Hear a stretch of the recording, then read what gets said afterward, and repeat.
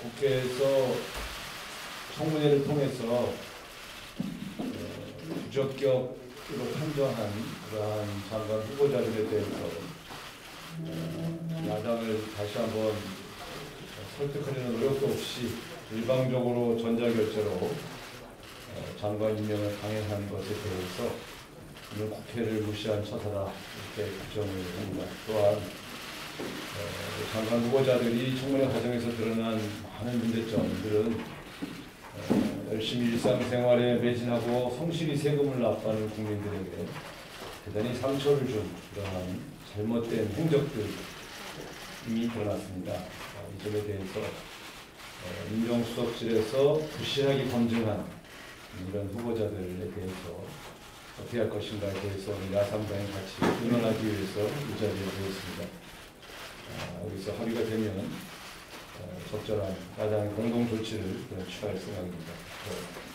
국민들께서 박근혜 대통령과 민정수석실에서 무너뜨린 도덕적 기준을 국민 여러분들께서 바로 세워달라 이런 말씀을 드리겠습니다. 야당은 그런 국민들의 명령과 요구에 성실하게 가겠다 이렇게 약속을 드리겠습니다.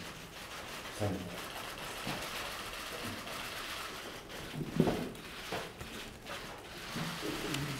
박근혜 대통령께서 전자결제를 하실 것은 바로 우병우 민정수석의 사퇴서를 표시합니다.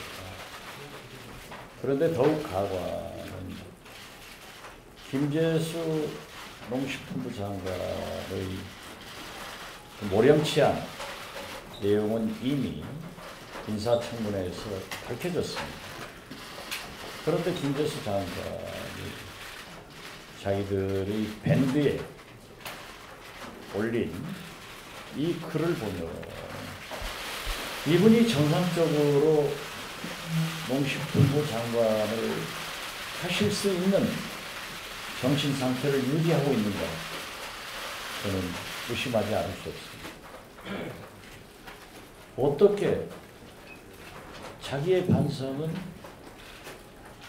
한 번도 하지 않고 이런 방구도 없이 인사청문한 국회의원을 무시하고 모독하고 특히 언론 보도에 대해서 종편의 패널들에 대해서 모두 매도하는 것은 굉장히 큰 문제다. 그래서 우리 야3당은 집중과 선택을 통해서 한번 검토해 볼 만한 여러 가지 내용을 위해서 이 자리에 함께 했습니다. 어떠한 경우에도 이러한 정신 상태를 가진 분은 도덕성도 문제이지만 감정을 한번 해야 필요하다. 그렇기 때문에 우리 야3당 국내 대표들이 심도 있게 논의를 하겠다 하는 말씀을 올립니다. 감사합니다. 예, 대통령께서 지금 이제 외유 중에 국회에서 부적격 보고서를 채택한 장관 후보자 2명에 대해서 이제 임명을 강행을 했습니다. 묵과할 수 없는 상황이라고 생각됩니다. 이럴 바에는 왜 인사청문회를 했는지 국회의 의견을 전혀 듣지 않을 작정이 애초부터 있었다면은 왜 청문회를 했는지 의문이 들지 않을 수 없습니다. 국회 청문제도 자체를 원천적으로 부정하는 처사라고 생각이 됩니다. 만일 이런 식으로 오늘 이 대통령의 처사에 대한 야3당의 대책을 논의를 해야 되겠습니다만은 저는 대통령이 이렇게 사실상 4.13 총선으로 표출된 국민의 민의를 깡그리 무시하는 태도를 계속한다면은 인사청문회 제도 자체에 대한 좀 근본적인 재검토가 필요한 게 아닌가 생각됩니다. 미국처럼 행정각부의 경우에 차관보까지를 미국처럼 인사청문 대상으로 넓히고 그리고 또 단순히 어떤 보고서를 내더라도 뭐 채택을 안 할 거라면 오히려 국회에서 인준동의를 하는 대상을 넓혀서 최소한 국무위원인 장관은 국회의 인준동의를 반드시 거치도록 하는 식의 이 인사청문회 제도의 근본적인 개선을 통해서 대통령의 전횡이 헌법 정신을 무너뜨리는 데까지 나아가지 못하도록 방지할 필요가 있다고 생각됩니다. 야3당 원내대표 합의사항을 말씀드리겠습니다. 첫째, 8월 3일 야3당 원내대표 합의사항 중 1.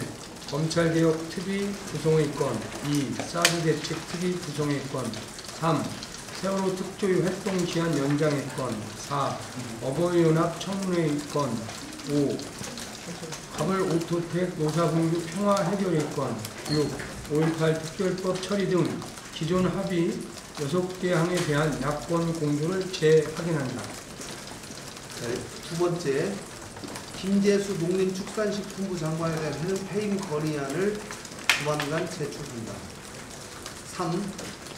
서별관 청문회의 정상적 진행을 위해 청문회 일정 연기를 추진한다.